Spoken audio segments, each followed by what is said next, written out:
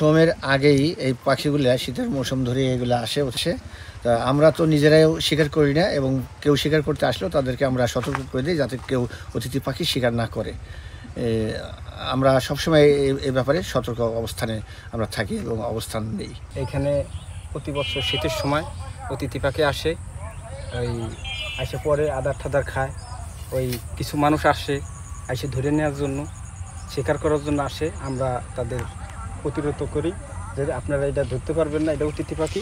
প্রতি বছর আমাকে এখানে আসে, আমরা সৌন্দর্য উপভোগ করি। তাই তারা চলে যায়, ধরবার দেয় না কারো। এই প্রতি বছর আসে শীতের সময়, আইসা আদার খায়, আমরা দেখি যে ওইখানে আছে মনে করেন 200 বইতে পড়ে, 200-300 করে হ্যাক বইতে পড়ে, আরও 2000 এরকম আসে। ওই চোখেও পড়ে, এই চোখেও পড়ে। এটি মনে করেন যে ওই অনেকে গুলতি ঠুলতি নিয়ে আসে ধরার জন্য, ওই যে কি আছে শর্টগান, এগুলো নিয়ে ধরার জন্য আসে।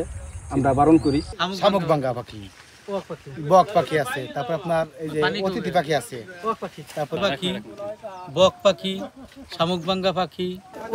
এক একটা গোস্ত হয় মানে 2.5 কেজি 3 কেজি গোস্ত হয়। তারপরে এই যে পানি কাউয়া, পানি কাড় আছে, বক পাখি, বক, বুসি বক, টর বক, অতিথি পাখি আছে হাঁসের মতো, আর আছে শামুকভাঙ্গা আছে, ওইটা এক একটা 3 কেজি 3.5 কেজি 4 কেজি গোস্ত হয়।